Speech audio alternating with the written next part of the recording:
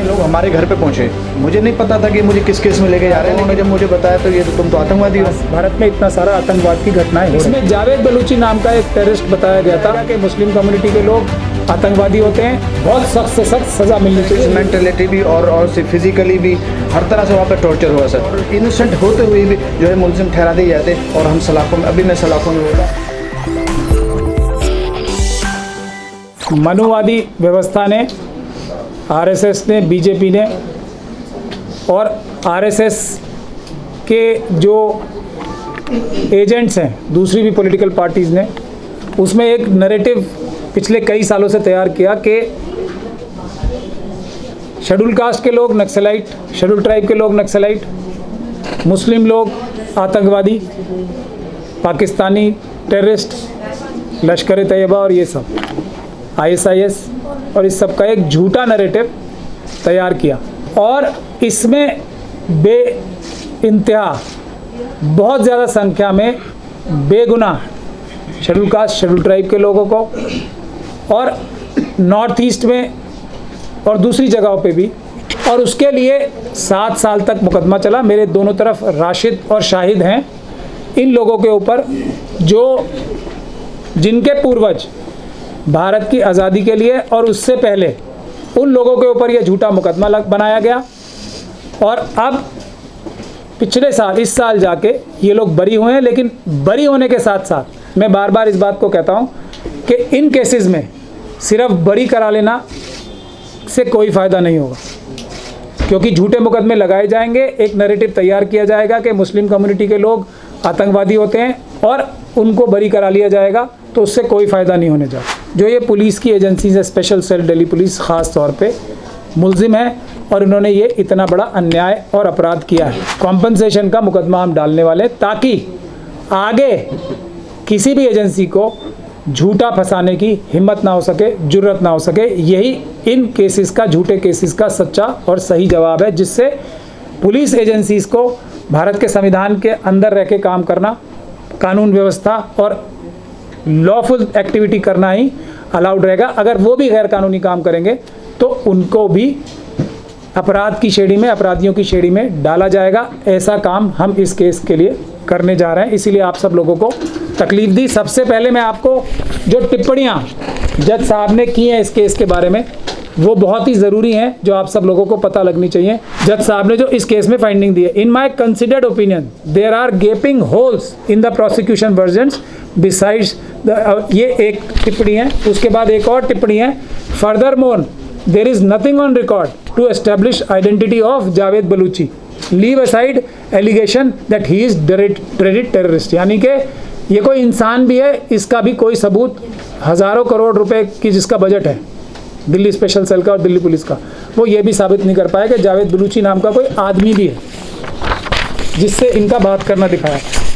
फिर ये भी जज साहब ने टिप्पणी की है कि अगर even for the sake of argument the above said defects in the electronic evidence pertaining to the said intercepted conversation is ignored, even then intercepted conversation is not sufficient to bring home the guilt against the accused person। जो इन्होंने recording की थी, ये बताते हैं कि हमने इनकी रिकॉर्डिंग की थी, फ़ोन पे बातचीत की, हमने ये साबित किया कि ऐसी कोई फ़ोन रिकॉर्डिंग हुई नहीं है। जावेद बलूची नाम का एक टेररिस्ट बताया गया था। कोर्ट ने ये फाइंडिंग दी है कि जावेद बलूची नाम का टेररिस्ट होना तो दूर की बात है, कोई जावेद बलूची नाम का आदमी है ये भी साबित नहीं कर पाई पुलिस। तो इतना बड़ा अन्याय और इतना बड़ा झूठ जो है, मैं समझता हूँ देश के सामने आना चाहिए कि ये जो मुस्लिम नौजवानों को, शेड्यूल कास्ट नौजवानों को, शेड्यूल ट्राइब नौजवानों को ख़ास तौर पे, और दूसरी माइनॉरिटीज़ के नौजवानों को, क्रिश्चियन और सिख, झूठा फंसाया जाता है, वो एक बहुत बड़ी साजिश के तहत है, जिसमें हमारे देश में जो लोग आतंकवादी नहीं हैं उनको भी आतंकवादी बना के पूरी दुनिया में क्या मैसेज दिया जा रहा है कि भारत में इतना सारा आतंकवाद की घटनाएं हो रही हैं।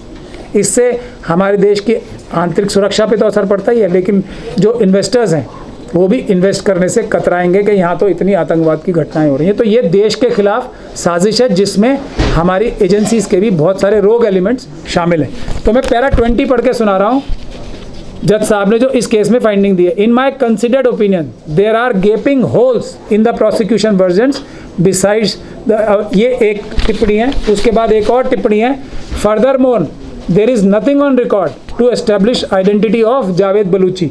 Leave aside allegation that he is dreaded terrorist. यानी कि ये कोई इंसान भी है, इसका भी कोई सबूत, हज़ारों करोड़ रुपए की जिसका बजट है दिल्ली स्पेशल सेल का और दिल्ली पुलिस का, वो ये भी साबित नहीं कर पाया कि जावेद बलूची नाम का कोई आदमी भी है.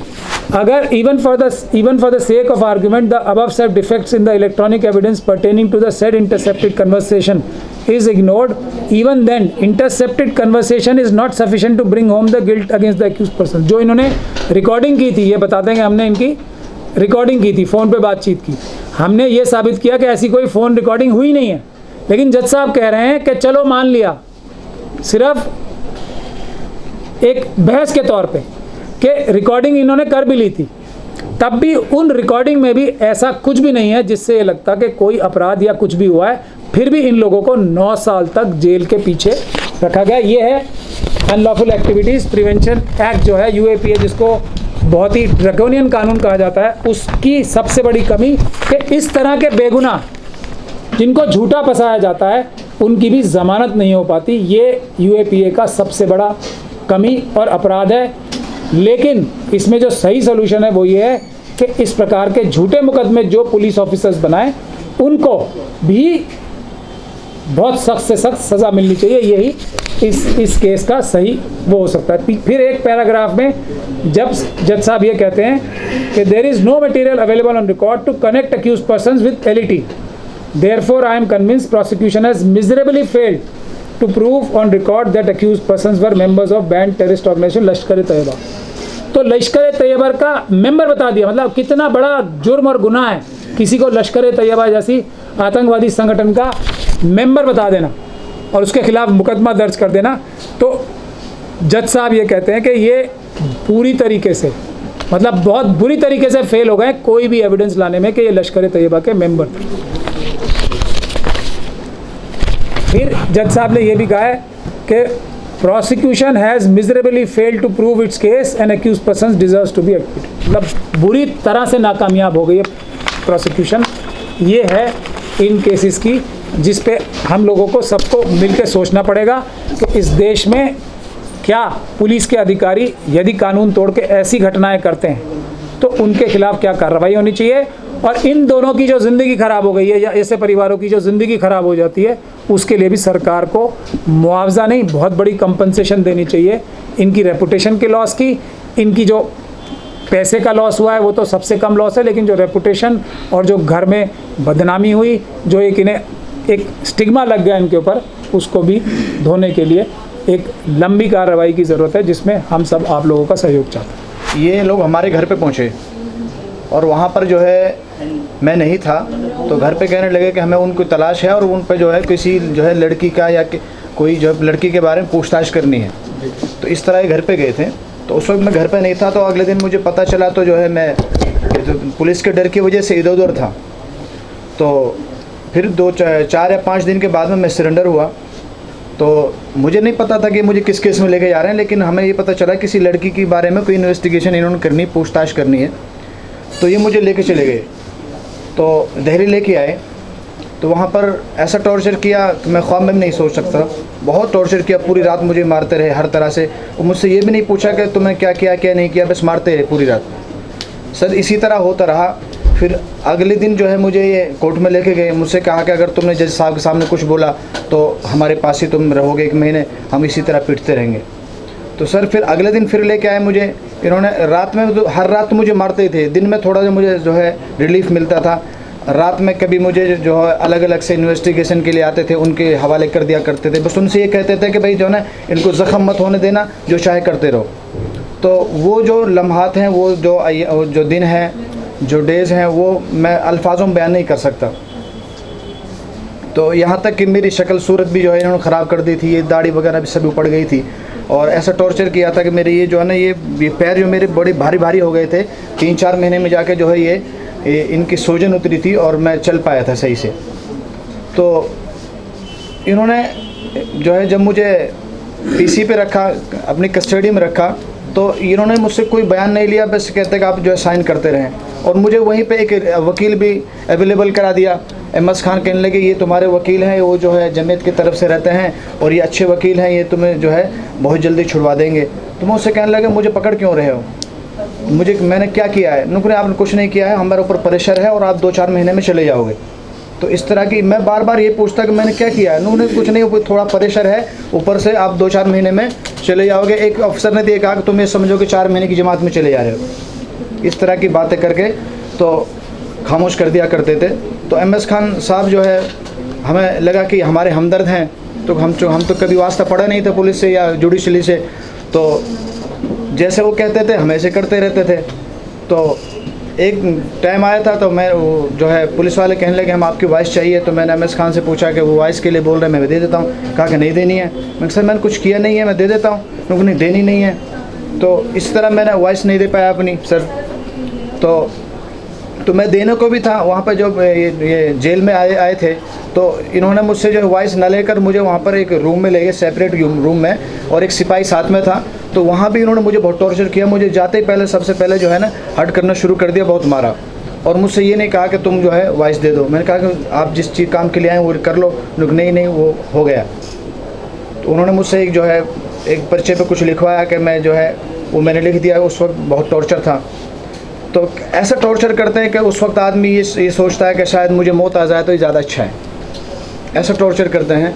तो सर ये इसी तरह प्रोसीजर चलता रहा। मुझे अभी भी इतना इल्म नहीं था कि मैं कौन से केस में हूँ। जब मैं जेल में आ गया था तब मुझे लोगों ने पूछा कौन से केस में हो, मुझे पता नहीं। फिर मैं FIR नंबर ली, वहाँ पे एक लीगल एड होती है, लीगल एड में से मैं जो है लेके आया, लिखे। तो मैंने लोगों को दिखाया, तो उन्होंने जब मुझे बताया तो ये तो तुम तो आतंकवादी हो।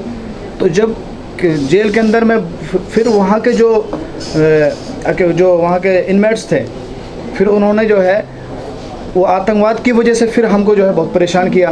पहली रात वहाँ के जो वार्डनर थे उन्होंने हमें बहुत मारा। वहाँ के जो मुंशी वगैरह होते थे सर, उनके साथ में बहुत झगड़ा हुआ। तो 1-2 दिन वहाँ पर बहुत हर तरीके से मेंटलिटी भी और फिज़िकली भी हर तरह से वहाँ पर टॉर्चर हुआ सर। कुछ दिन के बाद में थोड़ा रिलीफ मिला सर। तब हमें पता चला कि हम ऐसे मुश्किल केस में हैं। तो कुछ दिन जब हमें पता चला कि MS खान हमारे लिए ना काम कर जो है वो पुलिस के लिए काम कर रहे हैं सर, ये हमें बिल्कुल पुख्ता यकीन हो गया कि हमारे लिए काम नहीं कर रहे हैं। तो फिर हमें किसी ने सलाह दी, तो हमने सर को जो है महमूद पराजा साहब को जो है साहब के पास गए। तो साहब ने कहा कि आपने कुछ किया? मैं सर हमने कुछ पता ही नहीं है, ना हम इन लोगों को जानते हैं जिनसे इन्होंने जोड़ रखा है, ना हम इन केसों को जानते हैं, ना इन जो धाराओं को जानते हैं। तो सर ने कहा कि ठीक, अगर आप जो है बेगुनाह है, इनोसेंट हैं, मैं आपका केस लड़ूंगा।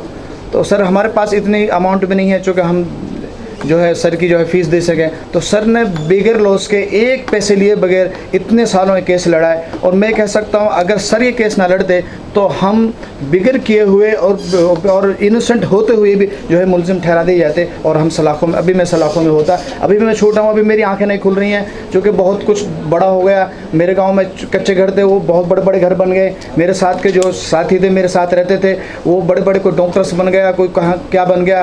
तो उनको देखकर मुझे ऐसा लगता है कि मैं ज़ीरो पे नहीं हूँ बल्कि मैं माइनस में चला गया हूँ। जब आप लौट कर आए हैं तो आपके कितने साल जेल में रहे? जब लौट कर आए तो आपकी ज़िंदगी से क्या कुछ खत्म हो चुका था? आप सर जब मैं लौट के आया तो मुझे ऐसा लगा कि मेरा सब कुछ ख़त्म हो गया है। मेरे वो माँ बाप थे, उनके जो है सफ़ेद दाढ़ियाँ नहीं थी, वो काली दाढ़ी थी और अच्छे सेहतमंद थे, वो बिल्कुल सोखे से हो गए। मेरी माँ बिल्कुल बीमार हो गई। मेरी दादा दादी दुनिया से चले गए, मेरे बहनें भी दुनिया से चले गए। तकरीबन 1 दर्जन से ज़्यादा मेरी फैमिली के लोग जो है दुनिया में नहीं हैं। जिसको जब मैंने ये सुना तो मेरी पैरों के नीचे से ज़मीन निकल गई। और इसी के सिलसिले में मैंने अब्बा जी से पूछा कि आजकल आप क्या कर रहे हैं? कहा कि बेटा मेरा एक जो है छोटा एक बिज़नेस था, वो भी सब ख़त्म हो चुका। तेरी वजह से मेरे पास कोई कुछ लेने में नहीं आता। मेरा सारा कारोबार सब ख़त्म हो चुका है और हम बहुत बेइज्जती महसूस कर रहे हैं। हम घर से निकलते हैं तो हमें बहुत जो है हर्ट होता है। तो ये इस तरह की ऐसी बातें हैं कि जिससे मैंने जब सुनी तो मैंने लगा कि ये क्या हो गया है और ये बहुत बड़ा जुल्म है सर, हमारे साथ में ऐसा हुआ है। और अब जिन लोगों ने हमारे साथ ऐसा किया है, हमारा सब कुछ छीनने की कोशिश की और छीन गया, बहुत कुछ तो छीन गया है, उनके साथ अगर कुछ ना हो तो सर अब ये पूरा न्याय नहीं है, पूरा इंसाफ नहीं है सर।